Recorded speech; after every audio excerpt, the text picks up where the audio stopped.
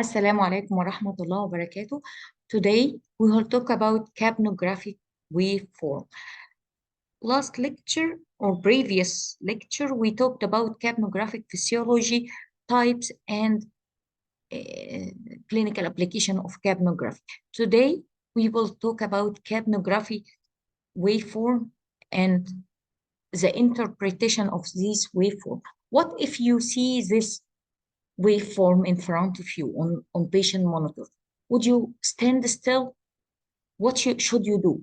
If you don't know what to do, so let me invite you to join me for the next few minutes to know how to read capnographic waveform and their interpretation. As we can see, here is the airway pressure time waveform versus CO2 time waveform capnography. As we can see here, during inspiration, airway pressure rises. This is occurred during inspiration, but CO2 rises during expiration. This happened because as we can see that at early expiration or at the end of inspiration and early expiration, CO2 reaches zero, or the baseline starts from baseline and it's a measurement zero. This happened because when we inhale air, we inhale gases in the air. So we inhale no CO2 or even a negligible amount of CO2.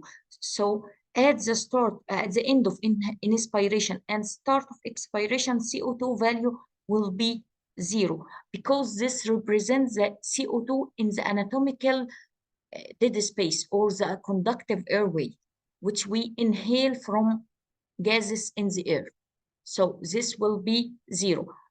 After we finish inhalation and start expiration, first gas to be come out is the gases in this conductive airway, so the value of CO2 will be zero. After that, we will exhale the rest of gases, and we exhale gases in our lungs, which is mainly CO2. So during respiration, capnography will give this waveform. This is in the form of a rectangle with the smooth angles.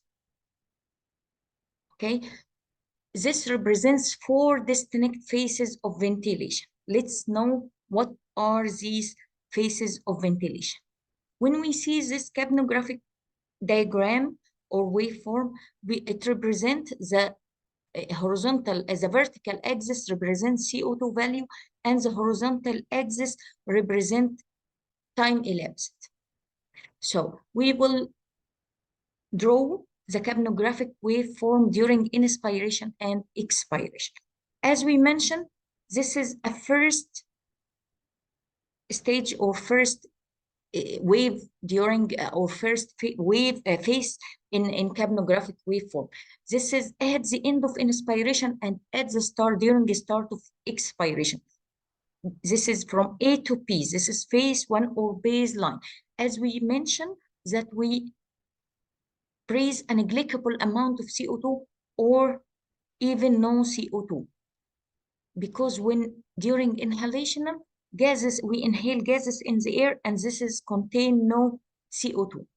So at the end of inspiration, gases fill in the conductive airway is the gases in the air, so there is no CO2, and the value will be zero.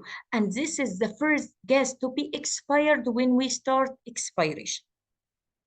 After that, phase 2 will start, and this is between B and C. This is the expiratory upstroke.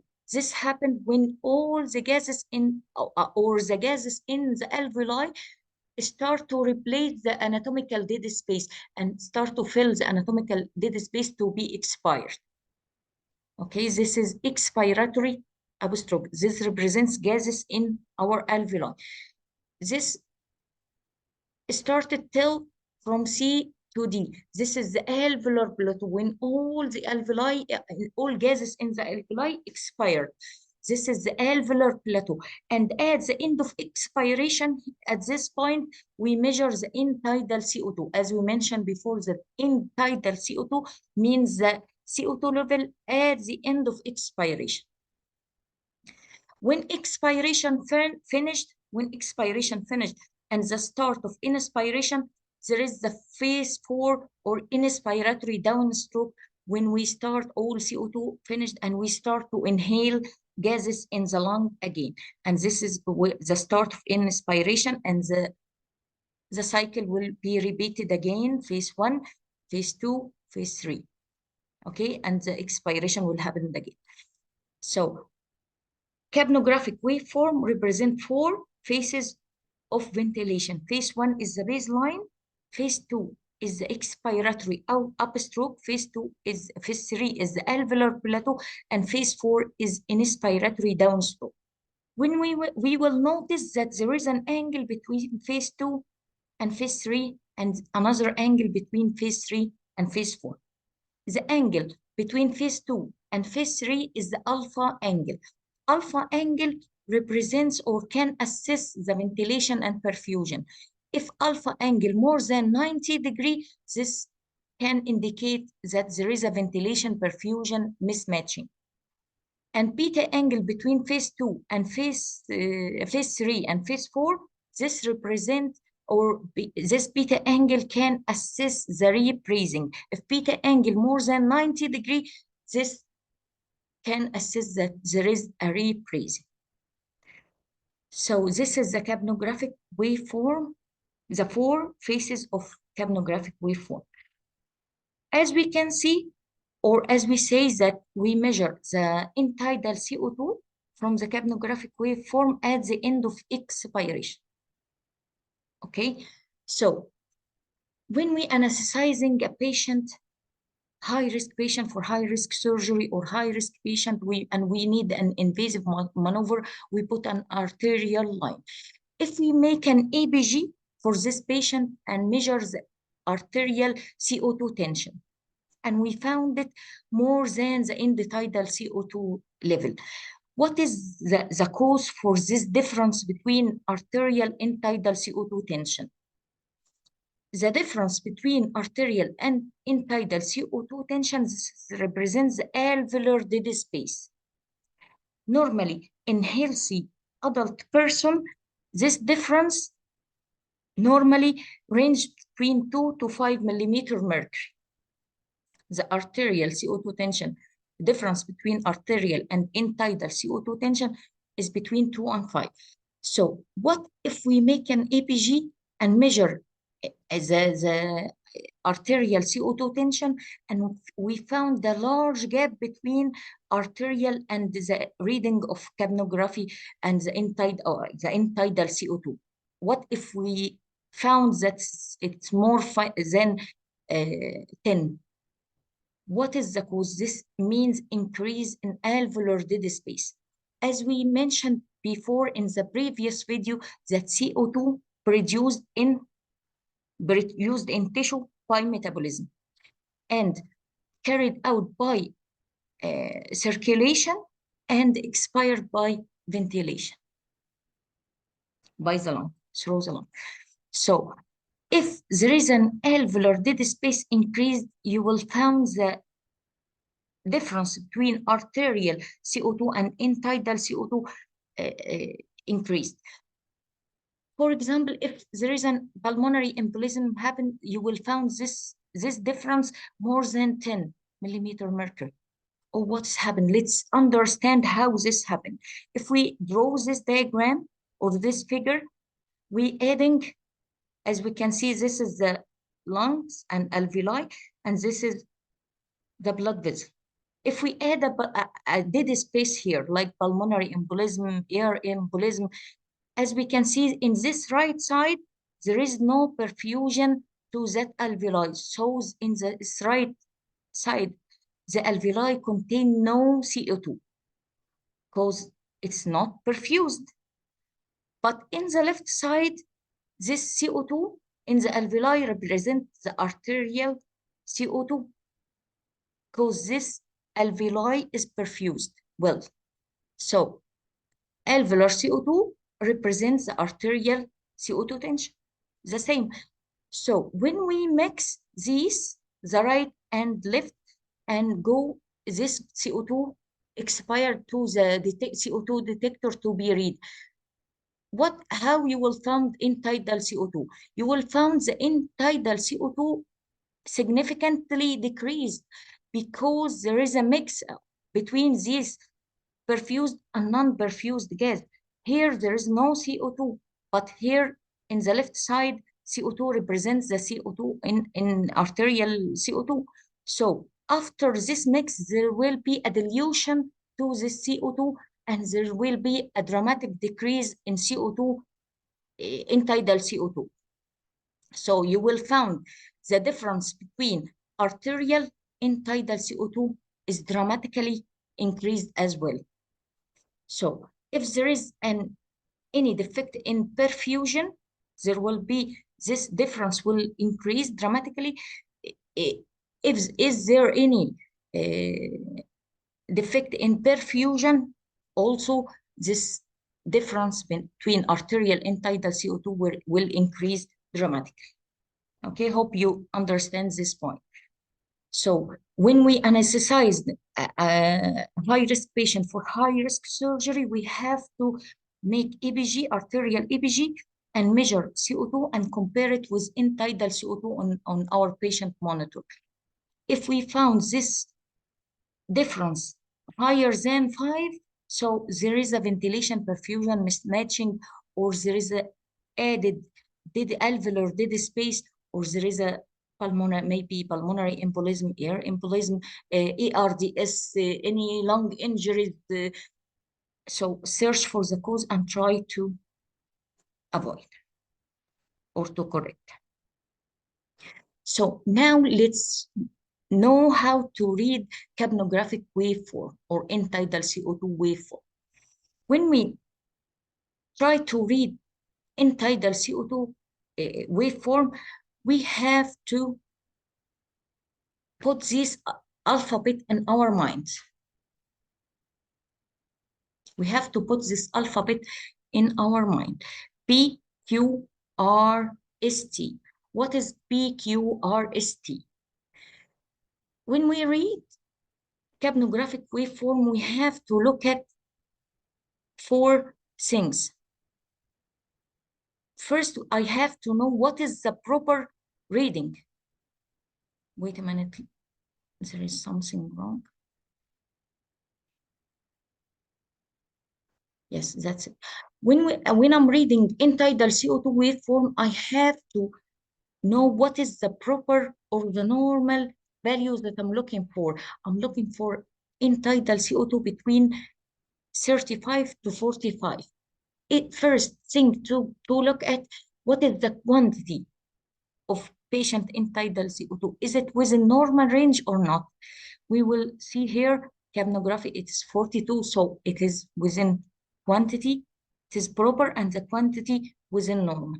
What is the rate? How fast? Is it within normal range or the rate it changes? Here is the respiratory rate, 17, so it is between normal range. What is the shape of the waveform? Is it the rectangular shape with smooth angles, or it is different? When we look at the shape, we have to look also at the baseline. Is the baseline started from 0 or the baseline increasing or elevated? So quantity, the rate, the shape, and T. What about T? T is the trend. T is the trend. We have to look the patient, this is the trend. We have to look the patient ventilation. Is it improving, stabilized, or worse? So now let's look at this waveform. Is it normal? Let's apply PQRST. This is, as we can see, this is hyperventilation. Hyperventilation. This is the normal one, and this is the abnormal one. As we can see here, the quantity 30, 30 millimeter mercury. So is it normal or decreased? I think this is decreased, less than 35. So the quantity is decreased. What is the respiratory rate? Respiratory rate is 24. It is more than normal. This is the normal wave, and this is abnormal. As we can see here, there is increase in respiratory rate. What about the baseline? Is it starting from 0 and fixed to 0, or increased? It is started, the baseline is still on 0, and other waves still on 0.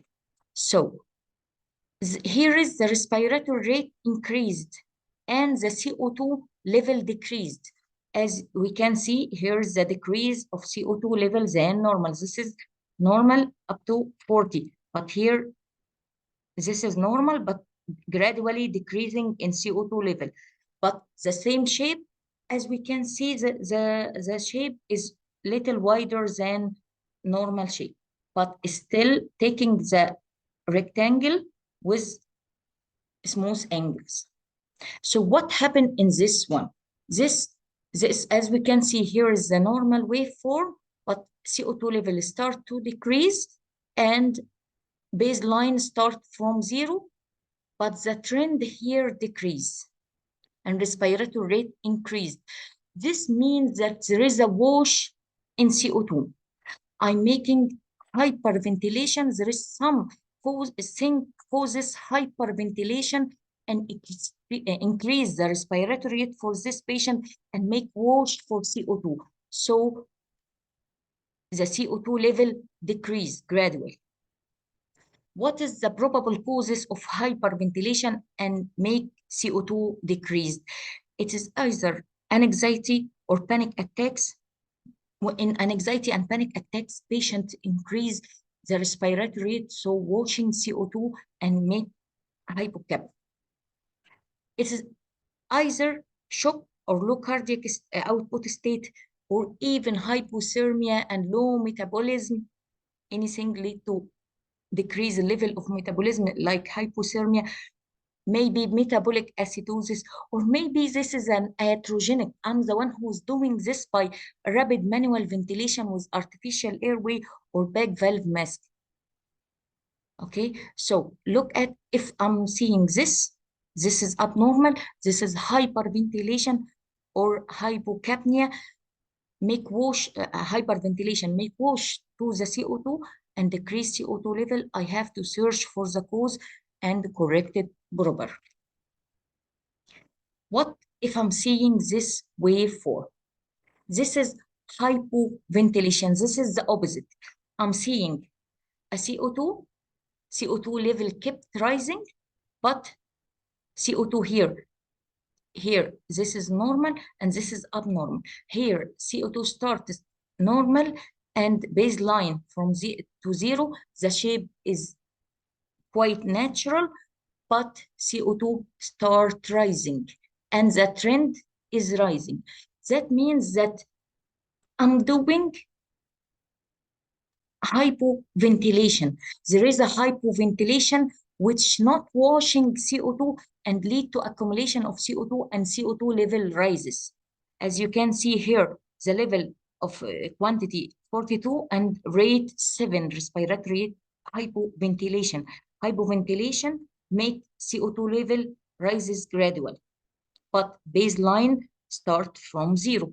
What makes hypoventilation? We have to search for the cause of hypoventilation.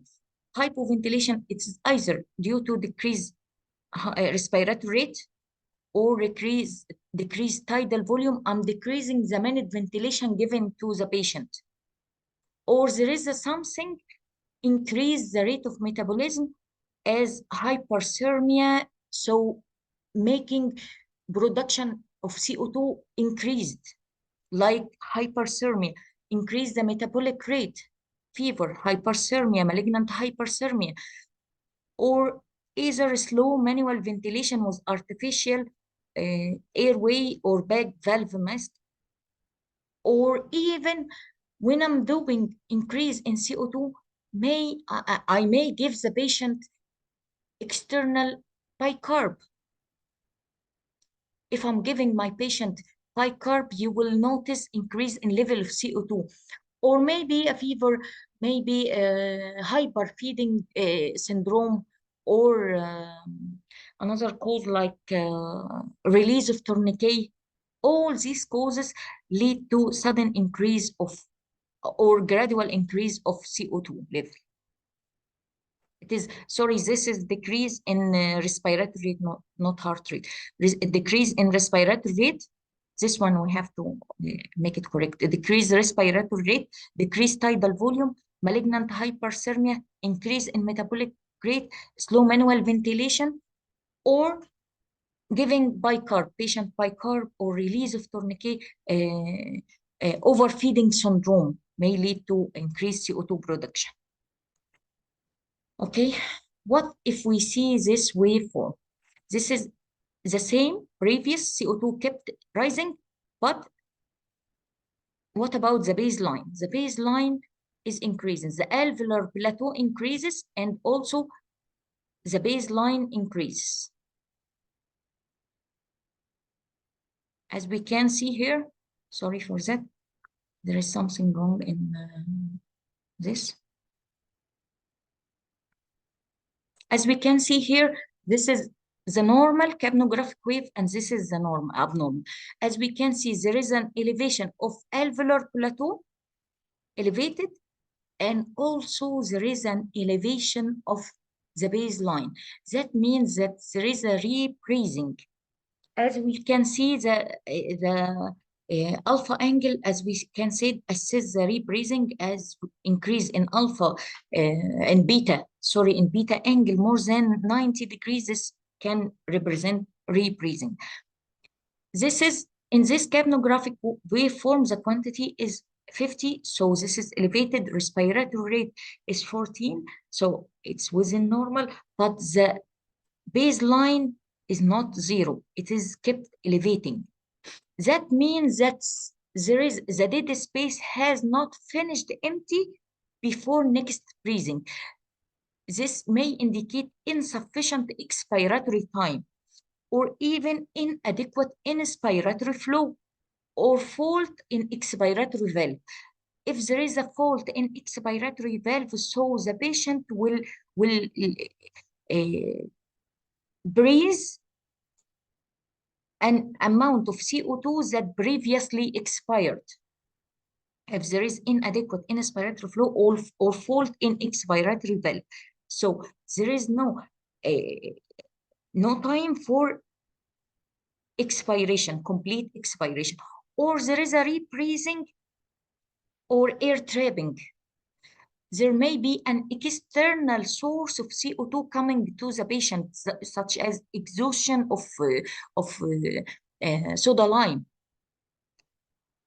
Okay, so if we see an elevation of alveolar plateau, it's kept rising, CO2 level kept rising, and baseline kept rising, the wave not returning back to zero, this means that there is a repricing, air trapping, or even insufficient expiratory time, or patient inspire a little amount of CO2 which previously expired. Okay, and you will see the trend like that. Baseline kept rising. What about this waveform? There is a completely different waveform. We can see here a loss of alveolar plateau. We can see here loss of smooth and alveolar plateau. This alveolar plateau is lost here. It seems that when I'm seeing this waveform, but with the normal or even rising, maybe rising, or respiratory rate may be increased, but the baseline reaches zero. When I'm seeing this waveform, I can feel that there is a resistance while CO2 is getting out, or CO2 taking a much more longer time to reach the CO2 detector. And this is actually what is happening, that there is an obstruction in the airway, so CO2 take a longer time to reach the CO2 detector, and this lead to loss of alveolar plateau. What this shape look like? Is it looks like shark fin? Yes, looks like shark fin. Did you see loss of alveolar plateau and increase in alpha angle, as we mentioned in the first of the video, that when alpha angle is more than 90 between phase 2 and phase 3, more than 90, because this, as you notice, it's become more obtuse angle. So this means that there is a resistance during expiration or a lower airway obstruction. This can happen, and we call this the shape of fin, shark fin, like this one, shark fin. This can happen due to a obstruction of lower airway, like asthma and COPD, bronchospasm, or even in the upper airway as kink of the endotracheal tube, but not complete kink, partial obstruction in endotracheal tube, foreign body in bronchus, making partial obstruction or even mucus plug. All this can give us this shape, shark fin shape. What if we seeing this on patient monitor? When we anesthetize our patient and give muscle relaxation, and after 45 minutes from giving muscle relaxation, and we see this waveform on the patient monitor, we will see this notch in the alveolar plateau. This is called corar cleft. Corar cleft due to wearing off the muscle relaxation. This means that your patient is trying to making an inspiratory effort, which is not great enough to make a full respiratory cycle and not synchronized with the mechanical ventilator. Okay, so, or maybe this is due to increased or excessive intra-abdominal manipulation. So if you seeing this, it's time to check for muscle relaxation. Okay, and this may be the time, if you're giving your patient an extra minute, you will find your patient moving, and it's time to give extra dose of muscle relaxant. Okay? What if we seeing this waveform? This is what we put in the first of the video. If you see this waveform, it may indicate that a lot of bad things happen, or a lot of bad scenarios could happening.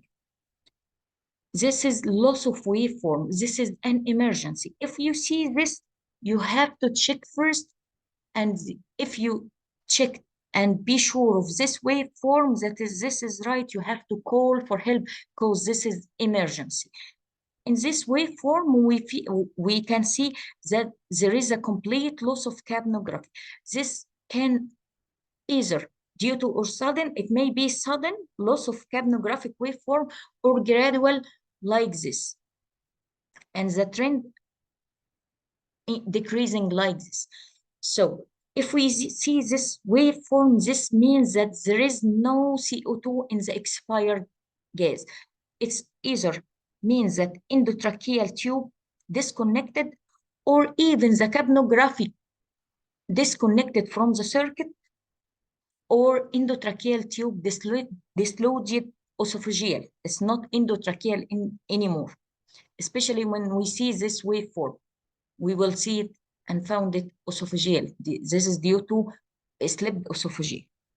Or even the endotracheal tube completely obstructed, or the patient is apneic, not breathing, and the worst scenario ever is cardiac arrest. As we mentioned, that CO2 produced in tissue by metabolism and transported by perfusion and excreted by ventilation. So if loss of capnograph waveform is due to endotracheal tube capnography disconnect, or capnography disconnect, dislodged esophageal, complete obstruction, or patient apneic, and the worst scenario ever is cardiac arrest. Is cardiac arrest or capnography have a role in CPR and tissue perfusion? We mentioned this in in the video of cardiac arrest, yes, capnography have a major role in cardiac arrest. And we also mentioned it in the previous video, capnographic alphabet. You have to go back and listen for this video again.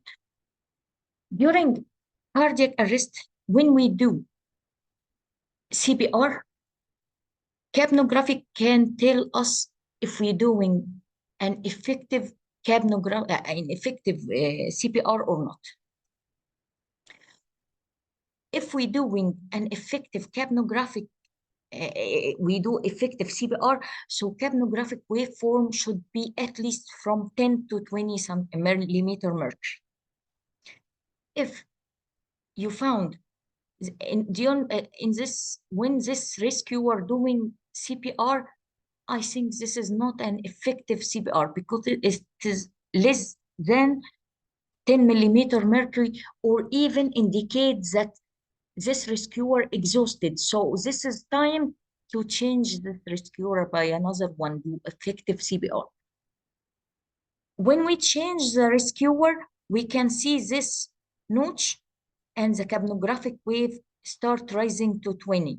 This means that this rescuer giving an effective chest compression, which lead to perfusion and lead to CO2 in capnographic wave more than 20.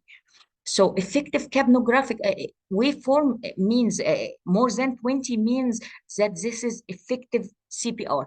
And this notch is the change between rescuer, when this is the time taken to change between rescuer. Okay, so during CPR, if I'm seeing CO2 level more than 20, this is an effective CPR. Less than 10, so you are either you are not doing CPR in a right way, or you are exhausted, so you have to change another rescuer to make good perfusion. Also, capnography have a role in return of spontaneous circulation, and said that this patient recovered from cardiac arrest. When we seeing or when we giving successful defibrillation, this indicate a successful defibrillation. When we see this is an effective CPR because this is more than 20 millimeter mercury, and this notch and sudden rise of CO2 level more than 40, this is indicate good perfusion and return of spontaneous circulation while we are doing CPR. After return of spontaneous circulation, capnographic wave should be sustained high and sustained, give higher value, more than 35 and sustained. Okay, I think that's all. There is another, this is a slide doing by American College of Chest Physician, including all these waveform making 2021. The one that I didn't see is the cardiogenic oscillations. If you're seeing this waveform, this is either a sign of cardiomegaly or pulsatile transmission from the heart to the lung parenchyma. This make a small volume changes that manifested as this oscillation. But all waves, I said it in the video. Hope you enjoy our video. Hope after listening to our video, you know how to interpret capnogram and capnographic waveform. And if you see capnographic waveform, you know what is this and what it indicates and what to do. Okay, I hope you enjoy our video. واتمنى اللي يستفيد من الفيديو يدعي لي ويدعي لوالدتي، لان فعلا انا في امس الحاجه للدعاء دلوقتي، وربنا يتقبل منكم صالح الدعاء يا رب، ويدعي لوالدتي بجنات الفردوس الاعلى بدون حساب ولا سابقه عذاب. والسلام عليكم ورحمه الله وبركاته.